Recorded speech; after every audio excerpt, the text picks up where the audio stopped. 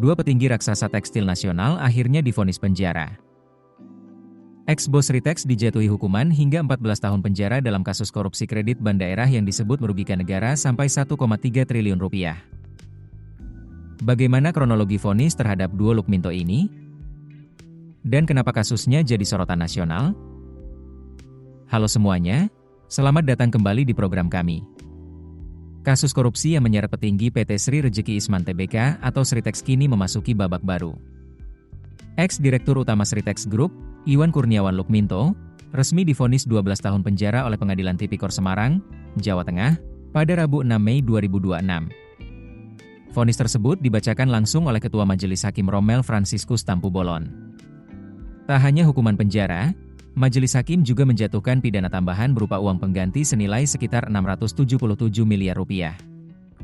Namun, hukuman Iwan Kurniawan ternyata lebih ringan dibanding kakaknya, Iwan Setiawan Lukminto, ex-komisaris Ritex Group, yang divonis 14 tahun penjara dalam kasus yang sama. Hakim menyatakan keduanya terbukti secara sah melakukan tindak pidana korupsi terkait pengajuan kredit bermasalah ke sejumlah bank daerah.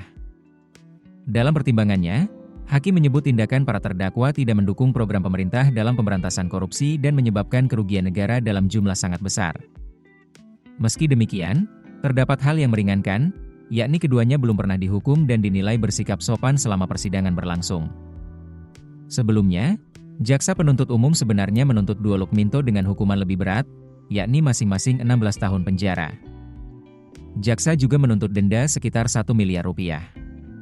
Jika tidak dibayar, hukuman akan diganti dengan kurungan penjara selama 190 hari. Selain itu, jaksa menuntut uang pengganti sekitar 677 miliar rupiah. Bila harta terdakwa tidak mencukupi, maka akan diganti tambahan hukuman 8 tahun penjara. Dalam dakwaannya, kedua petinggi Sritex itu disebut terlibat kasus dugaan korupsi pengajuan kredit BUMT yang menyebabkan kerugian negara mencapai 1,3 triliun rupiah. Nilai kredit bermasalah tersebut terdiri dari sekitar 502 miliar rupiah di Bank Jateng, 671 miliar rupiah di Bank BJB, dan 180 miliar rupiah di Bank DKI. Tak hanya dijerat Undang-Undang Tindak Pidana Korupsi, keduanya juga didakwa terkait tindak pidana pencucian uang atau TPPU. Kasus ini menjadi perhatian publik karena menyeret salah satu nama besar di industri tekstil Indonesia. Publik ini menanti apakah vonis tersebut akan diterima atau justru berlanjut ke proses banding. Keputusan bisnis terbaik datang dari data, bukan tebakan. Mudah berlangganan Business Insight dengan subscribe with Google.